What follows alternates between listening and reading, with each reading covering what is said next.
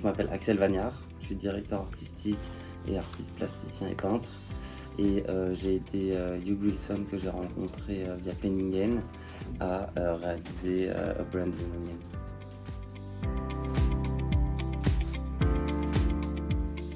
Alors en fait la collaboration elle a débuté là où moi aussi j'ai débuté sur la direction artistique via Penningen, puisque Hugh a été mon prof en 4e année. Axel avait fait toute une série de livres pour son diplôme que j'avais vu justement. Je m'étais dit, mais c'est exactement ça que je cherche. On a travaillé sur le livre pendant 5 ans. 5 ans, ouais. Après donc le démarrage, la première chose c'était de la typographie. Axel est typographe entre autres. J'ai toujours rêvé d'avoir ma typographie à moi en quelque sorte, enfin, en tout cas quelque chose de spécifique, de sur mesure. Donc on a commencé par ça.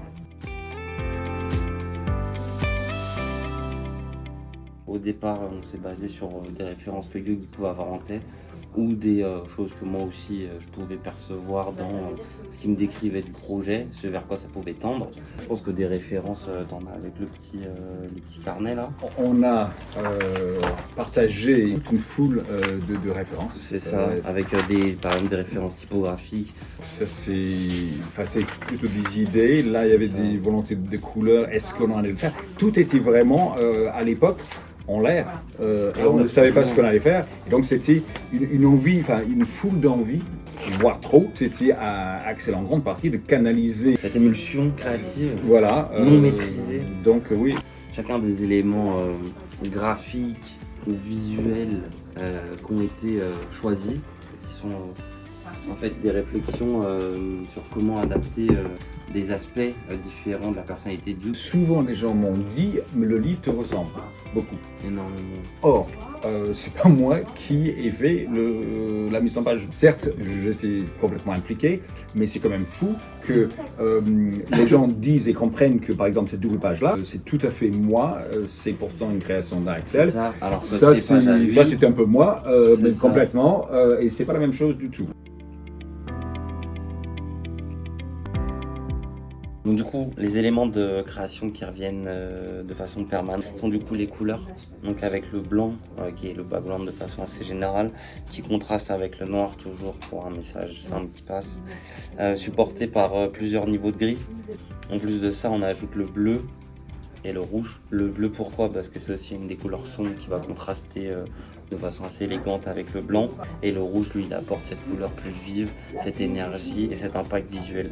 Mais la création n'a pas de formule non plus. Ces éléments sont des guides pour nous et nous permettent d'avoir une cohésion à travers des essais qui sont assez diverses au sein des compositions elles-mêmes. Et pour appuyer ça, on a une fonte donc, qui a été designée donc, pour ce projet. Donc l'Onion Type Design, la fonte de l'oignon tout bêtement. Donc 165 glyphes pour cette fonte qui est du coup designée en italique et en version romane.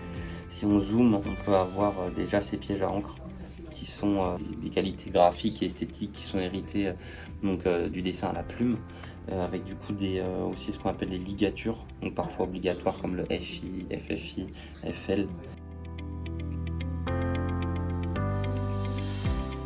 Ça servira à rien de passer page par page parce que je pense que personne n'a le temps de mater tout ça, mais le but de ça est en fait d'être très très cohérent via des principes en fait simples, assez nombreux, qui sont parfois un peu rigoureux. Le numéro, sa typo, sa taille, sa couleur, la fonte, l'espacement, ensuite la pagination, etc. Il y a ces lignes invisibles en fait qui permettent de composer et il y a ces éléments qui reviennent. Mais ce qui va se passer au sein des grilles de composition, ça va pouvoir varier puisqu'on n'est pas forcément faire à gauche ou faire à droite ou centré. Le but est de rendre chaque phrase ou chaque groupe de phrases différentes, puisque aucune phrase, aucun mot, aucune personne n'est similaire en fait.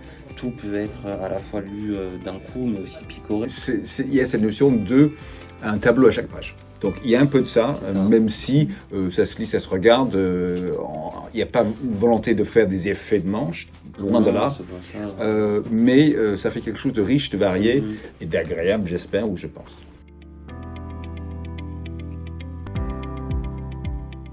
Ça va être un peu long de répondre à cette question parce qu'il y en a vraiment beaucoup. Mais je pense que si je dois être le plus direct, c'est une question d'énergie et de ping-pong d'idées.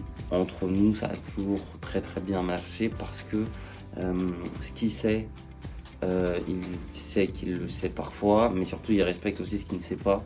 Et c'est le cas pour moi aussi. Chacun avait son rôle sans avoir un rôle prédéfini, mais c'était comme une bonne équipe d'un double en tennis en fait. C'était lui il couvrait la partie du terrain que moi je pouvais pas couvrir et inversement. Et les moments où on arrivait à taper l'oignon en même temps de la même raquette, c'était juste pour aller plus vite, tu vois.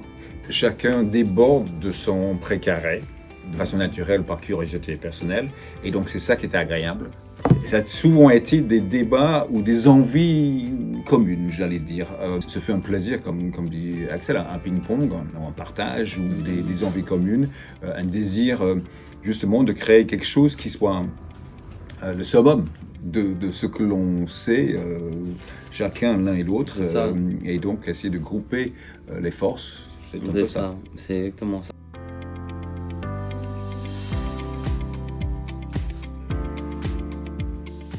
Non, bon, il y avait le fil rouge vite fait, mais... Il y a ce qui est amusant si on parle de la photographie.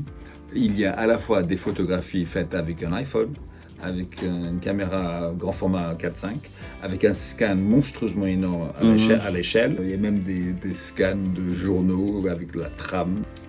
Si les gens ils vont trouver c'est quelque chose qui est en dessous ou qui est invisible au premier coup d'œil, je les invite à le faire eux-mêmes. Parce qu'en fait, si je dis le truc, ça n'a aucun intérêt.